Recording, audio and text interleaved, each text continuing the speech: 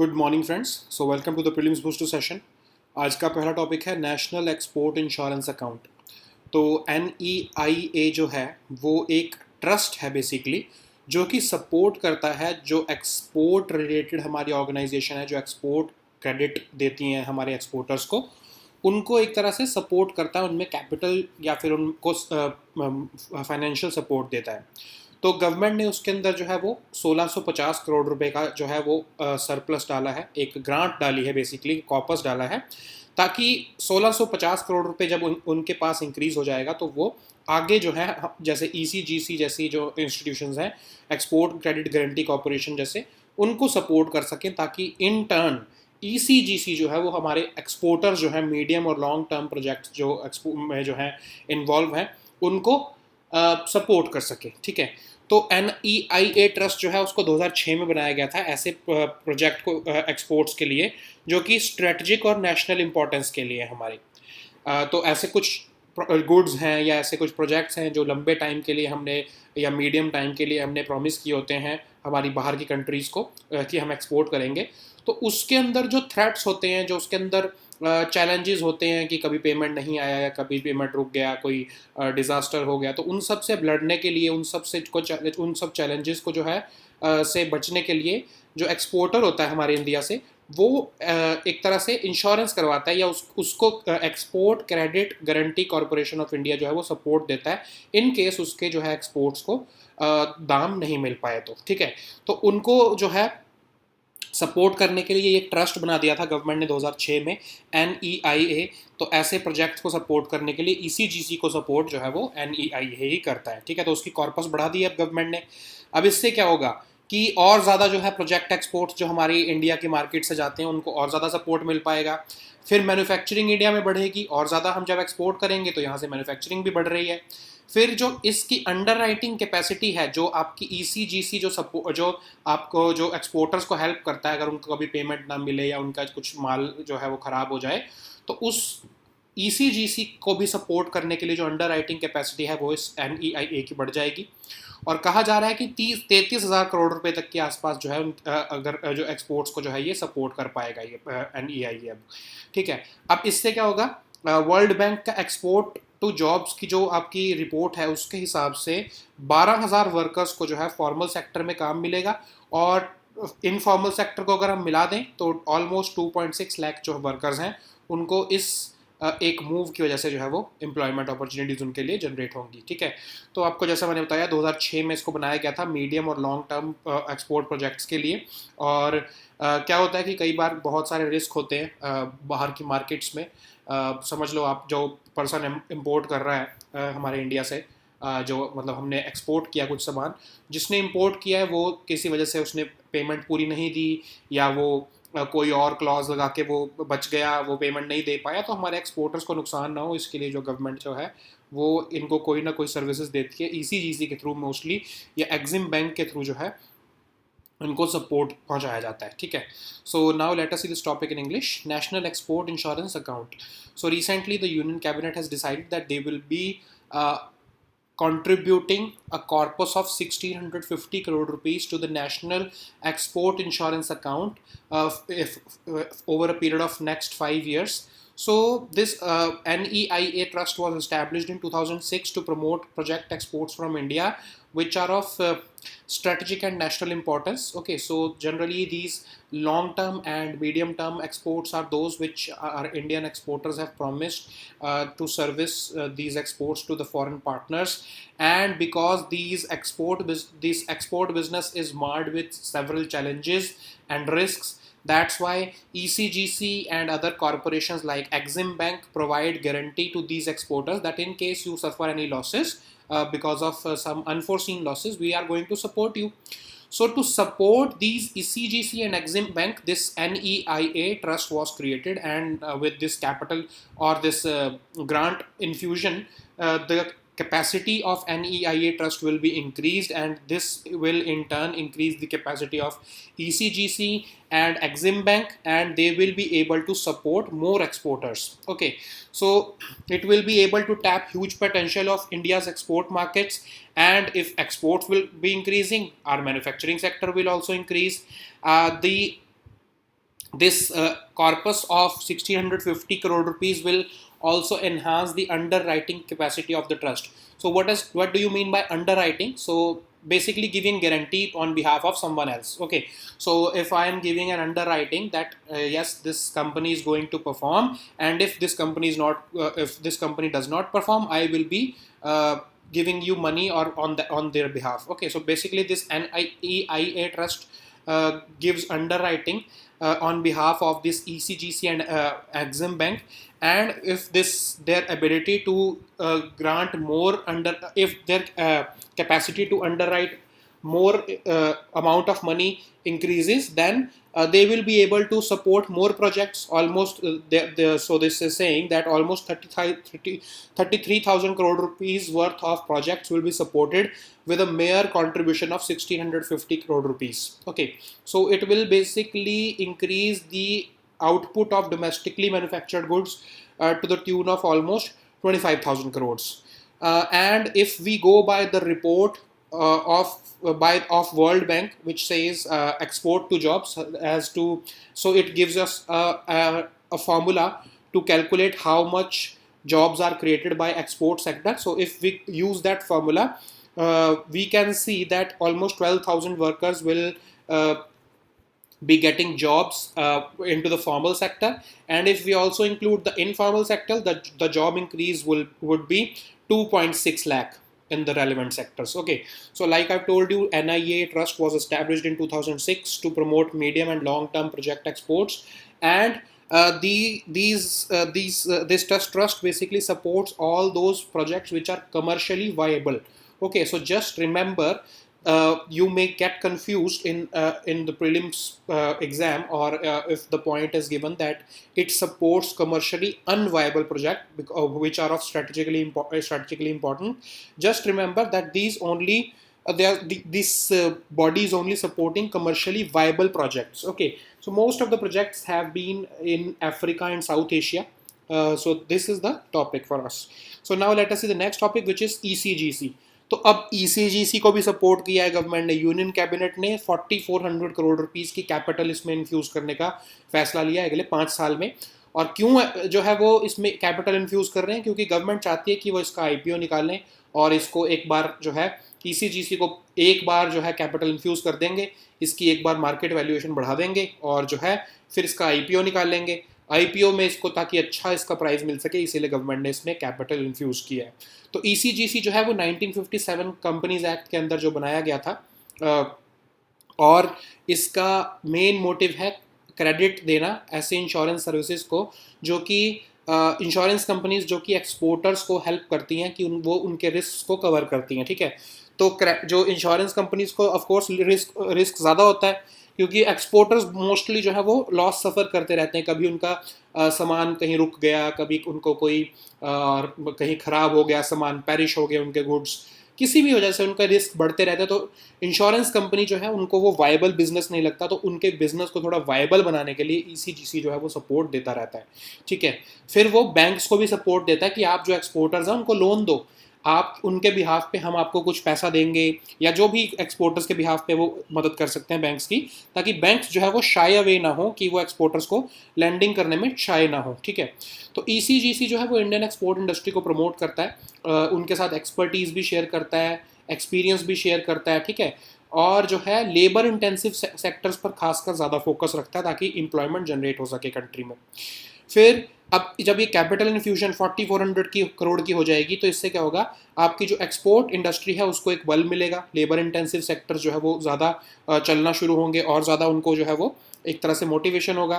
फिर कहा जा रहा है कि ECGC में 4400 करोड़ की जो आपने कैपिटल डाली है, उससे क्या होगा कि 88,000 करोड़ रुपीस तक के रिस्क जो है वो कवर हो जाएंगे, और ऑलमोस्ट 5.28 लाख करोड़ तक के एक्सपोर्ट्स जो है वो एडिशनल हम इंडिया से कर पाएंगे. ठीक है, अब वही same formula export to jobs का फार्मूला लगाकर अगर हम कैलकुलेट करें तो 2.6 लाख वर्कर्स को जो है वो फॉर्मल सेक्टर में, और अगर हम इनफॉर्मल सेक्टर को भी मिला दें तो 59 लाख जो पीपल है उनको इनफॉर्मल सेक्टर में, इनफॉर्मल प्लस इनफॉर्मल सेक्टर में जो है वो जॉब क्रिएशन देखने को मिलेगा. ठीक है, so now let us see this topic in English. So the topic is ECGC.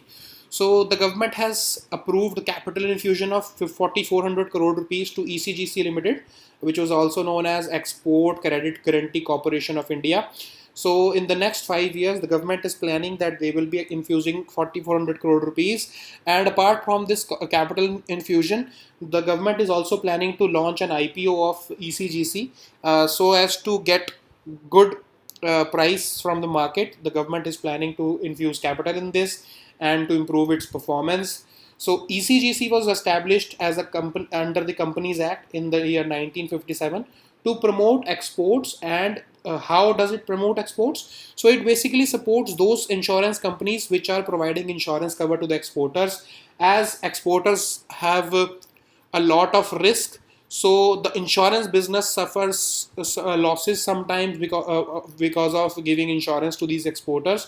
So to cover those losses, ECGC comes into the picture and it supports those insurance companies who are giving exporters the insurance facility. Okay, it also provides cover to the banks which are lending to the exporters.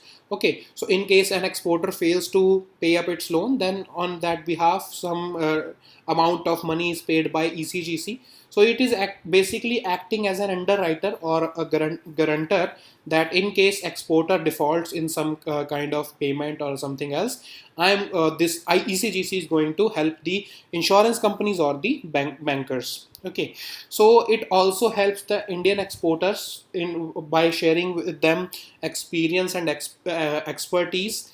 And this most of those exporters are supported by this ECGC, which are coming from the labor intensive sector, so as to increase employment in the country.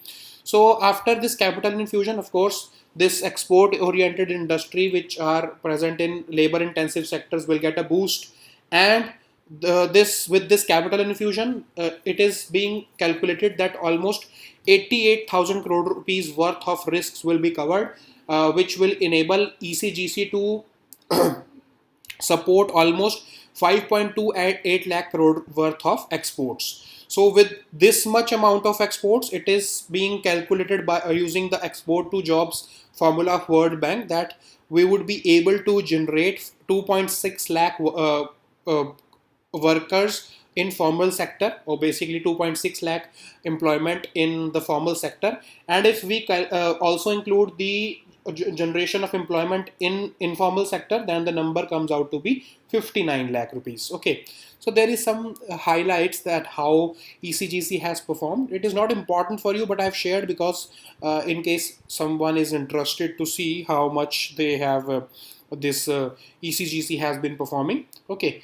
so now let us see the next topic, which is PM पोषण. तो ये PM पोषण जो है उसको cabinet committee on economic affairs ने जो है वो अप्रूव कर दिया है. तो जिसको नहीं पता है मैं उनको बता देता हूँ कि पीएम पोषण जो है वो हमारी जो मिड डे मील स्कीम थी उसका नाम चेंज करके पीएम पोषण कर दिया गया है. तो ये एक सेंट्रली स्पॉन्सर्ड स्कीम है. इसके अंदर गवर्नमेंट जो है वो जो फूड ग्रेन्स जो है वो स्टेट्स को प्रोवाइड करती है, और स्टेट्स का काम होता है कुक्ड फूड देना, और जो है डिस्ट्रीब्यूशन का काम जो है वो स्टेट्स का होता है. ठीक है, तो पीएम पोषण स्कीम जो है उसको अगले 5 साल के लिए और अप्रूव कर दिया गया है. इसके अंदर फंडिंग डाल दी गई है और ज़्यादा. एक सेंट्रली स्पॉन्सर्ड स्कीम है. तो इसको पहले हम मिड डे मील स्कीम कहते थे, अब इसका नाम पीएम पोषण कर दिया गया है. ऑलमोस्ट 11.80 करोड़ जो है चिल्ड्रन जो है इनको मिड डे मील मिलती है, 11.5 लाख स्कूल्स में. और जितने भी क्लास 11 से लेके क्लास 8 तक के जो स्कूल चिल्ड्रन हैं, जो गवर्नमेंट और गवर्नमेंट एडेड स्कूल्स में, उनको ये मिड डे मील जो है वो मिलती है. ठीक है, तो 1 hot cooked meal per day जो है वो इनको दी जाती है इस चिल्ड्रन को. अब इसके हाईलाइट्स क्या हैं जो अभी आपको पीएम पोषण जो 5 साल के लिए जो एक्सटेंड किया है. अब इसमें बाल वाटिका जो और जो प्री प्राइमरी लेवल पर जो स्टूडेंट्स पढ़ रहे हैं उनको भी एज अ बेनिफिशरी इसमें ऐड कर दिया जाएगा. तो मतलब छोटे बच्चों को भी इसके अंदर ऐड कर दिया जाएगा जो कि गवर्नमेंट और गवर्नमेंट एडेड स्कूल्स में पढ़ रहे हैं. अब जो नंबर है वो ऑलमोस्ट 11.80 करोड़ रुपीज़ जो है, आई एम सॉरी 11.80 करोड़ का जो चिल्ड्रन का नंबर है उससे कई ज़्यादा बढ़ जाएगा. ठीक है, क्योंकि छोटे बच्चों को भी इसमें इंक्लूड कर रहे हैं. फिर तिथि भोजन क्या होगा कि कम्युनिटी को कहा जाएगा कि आप जैसे कोई स्पेशल ओकेजन होता है या फेस्टिवल होता है तो आप फूड प्रिपेयर करके लाओ और छोटे जो बच्चे हैं उनको स्कूल्स में आप खिला सकते हो, ठीक है। फिर एक पोषण वाटिकास हैं जो न्यूट्रिशन गार्डन्स, स्कूल की जो है प्रेमिसेस में ऐसे गार्डन्स बनाए जाएंगे जिसमें न्यूट्रिशियस फूड उगाया जा सके और बच्चों को उसको प्लांट करने में भी और उसकी गार्डनिंग करने में भी, और उनको जो उसका न्यूट्रिशियस फूड जो है वो भी मिल सके। ये दोनों फैसिलिटीज़ जो हैं वो पोषण वाटिकास के थ्रू दी जाएंगी। सोशल ऑडिट को मैंडेटरी कर दिया गया है ताकि हर डिस्ट्रिक्ट में, ताकि ये नज़र रखी जा सके कि किस क्वालिटी की जो है मिड डे मील जो है वो बच्चों को प्रोवाइड की जा रही है। फिर जो ऐसे डिस्ट्रिक्ट्स हैं, एस्पिरेशनल डिस्ट्रिक्ट्स हैं या फिर ऐसे डिस्ट्रिक्ट्स हैं जहाँ पर एनीमिया की प्रॉब्लम ज़्यादा है, तो वहाँ पर सप्लीमेंट्री न्यूट्रिशन भी जो है वो बच्चों को आइटम ऐसी दी जाएंगी, क्योंकि जैसे आयरन डेफिशिएंसी है, बी फॉलिक डेफिशिएंसी है, विटामिन बी की डेफिशिएंसी है, तो उन सबको कवर करने के लिए जो है वो सप्लीमेंट्री न्यूट्रिशन भी दिया जाएगा। कुकिंग कॉम्पिटिशन्स जो हैं वो भी कंडक्ट कराए जाएंगे विलेज लेवल से लेकर नेशनल लेवल तक, ताकि एथनिक क्यूजीन जो है और इनोवेटिव मेन्यूज़ जो है वो उसको जो है वो प्रमोट किया जा सके, ठीक है। So now let us see this topic in English. PM Poshan. So PM Poshan is basically midday meal scheme which has been renamed to this PM Poshan now. The Cabinet Committee on Economic Affairs has approved the continuation of this national scheme for PM Poshan in schools for the next 5 years, and it is a centrally sponsored scheme. It provides at least one hot cooked meal in government and government aided schools uh, for school children studying between the classes 1 to 8, and earlier it was not known as the national scheme for midday meal in schools, but now it has been changed to PM Poshan. Almost 11.80 crore school children studying in 11.20 lakh schools have been covered, and there is also a proposal that this scheme will be extended to more students which are studying in pre-primary level or Bal Vatikas.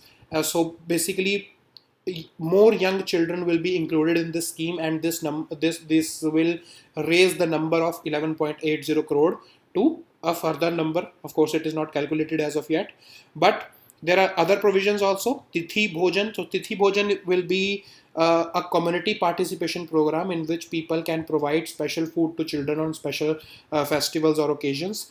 Poshan Vatikas or nutrition gardens will be established in the school premises so that children can have a first-hand experience with nature and gardening.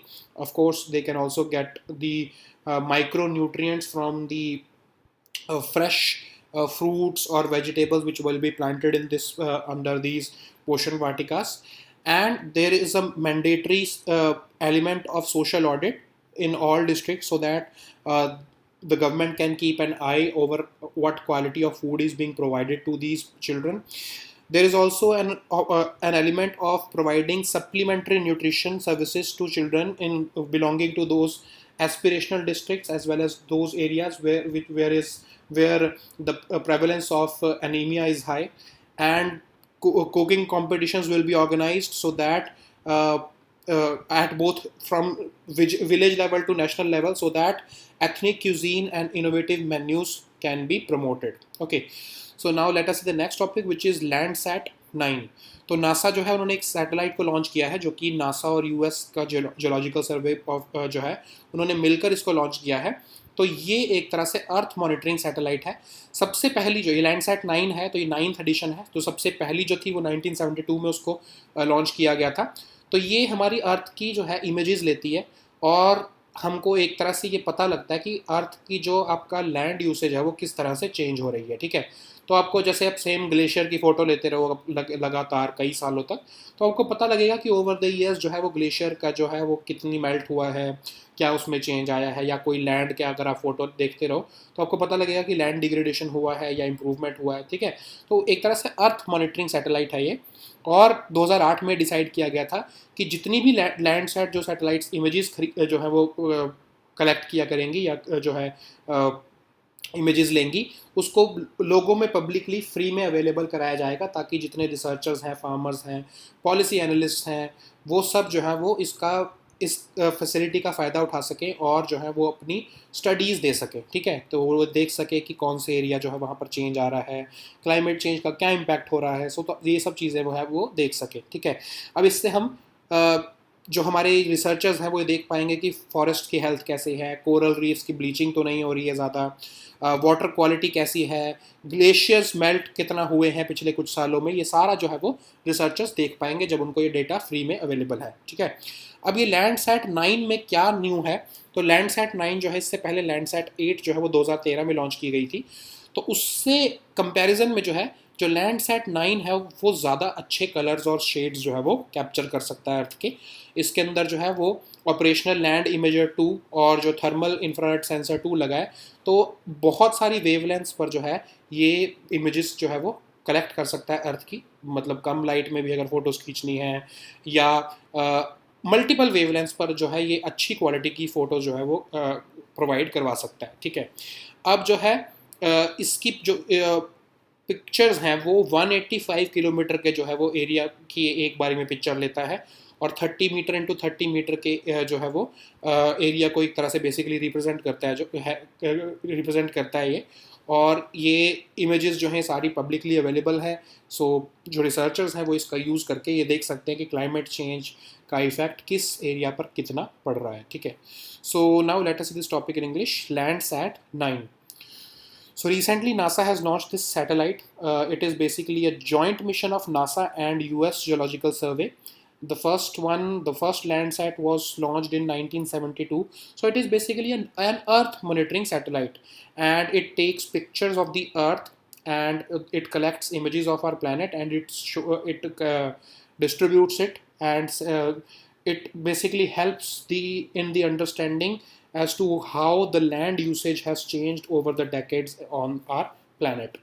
So in 2008, it was decided that all the images this Landsat will be collecting, or they will be made freely and publicly available, so that researchers can conduct research and using these images to see how the climate change is impacting the geography of the world. Okay, so we would be able to see how the health of the forests are being impacted, how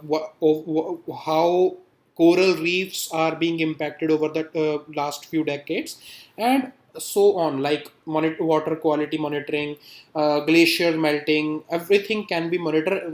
If of course, like if you keep on taking the image of a glacier for, let's say, 50 years, you would be able to differentiate how this glacier has changed over the passing time. Okay, so Landsat 9 will join the Landsat 8, which was launched in 2013, and it is an improvement over the previous one, of course, because it will be able to it can see more color shades and more greater depths than its predecessor. Okay, so it will be having operational land imager 2 and thermal infrared sensor 2, which will allow this Landsat 9 to measure the images from different wavelengths of light. Okay, so it will allow the this Landsat 9 to capture images in even low light. So this will be an advantage.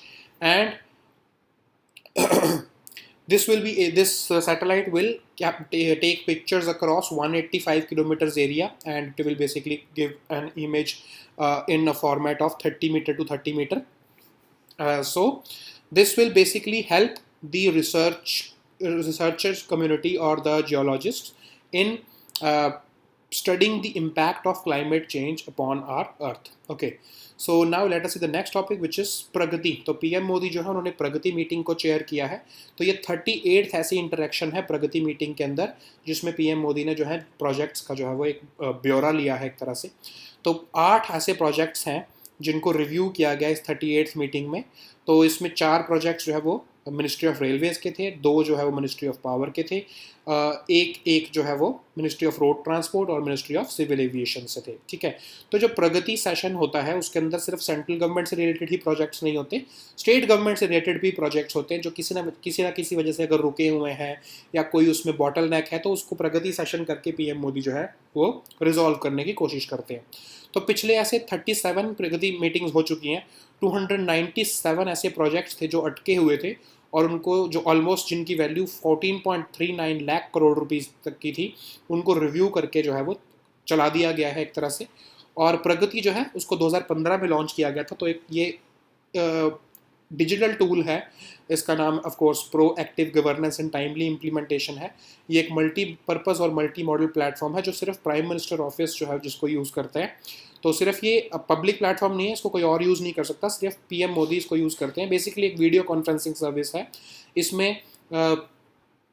ऐसे projects को review किया जाता है जो कि किसी ना किसी वजह से जो है वो अटके हुए हैं, या फिर स्टेट गवर्नमेंट्स में कोई प्रॉब्लम है, वो उसको नहीं चला पा रही हैं। तो पीएम मोदी जो है वो गवर्नमेंट ऑफ इंडिया के सेक्रेटरीज और चीफ सेक्रेटरीज ऑफ स्टेट्स के साथ मिलकर बात करते हैं, और गवर्नमेंट ऑफ इंडिया और स्टेट गवर्नमेंट्स के बीच में जो भी इशू अगर है, उसकी वजह से कोई प्रोजेक्ट रुका हुआ है, तो उसको आयरन आउट करने की कोशिश करते हैं और उस प्रोजेक्ट को किक स्टार्ट करने की कोशिश करते हैं। ठीक है, so now let us see this topic in English. Pragati. So PM Modi has chaired the Pragati meeting. It was the 38th interaction through Pragati, and it aims to iron out the bottlenecks involving all the central and state government projects which are hanging in fire due to some or the other reason. So almost 8 projects were reviewed during this 38th meeting, and till now, so in this 38th meeting, the projects of around 50,000 crore worth of money has been cleared, and till now in the last 37 Pragati meetings, 297 such projects have been cleared, which costed almost 14.39 lakh crore rupees. So Pragati was basically launched in year 2015, and it is known as Proactive Governance and Timely Implementation. It's a multi-purpose and multi-model platform which is existing in the Prime Minister's office. So you cannot avail this Pragati as a platform. It is exclusively reserved for the Prime Minister. And using this platform, the Prime Minister engages with the Secretaries of Government of India as well as the Chief Secretaries of the states, and he tries to iron out the differences between the two levels of government, so that in case there is any delay or in the project, or if there is any bottleneck in the project, then he tries to remove that bottleneck and kickstart that project in the interest of the economy. Okay, so these were our topics for today. We'll meet next time with new topics. Until then, goodbye and take care.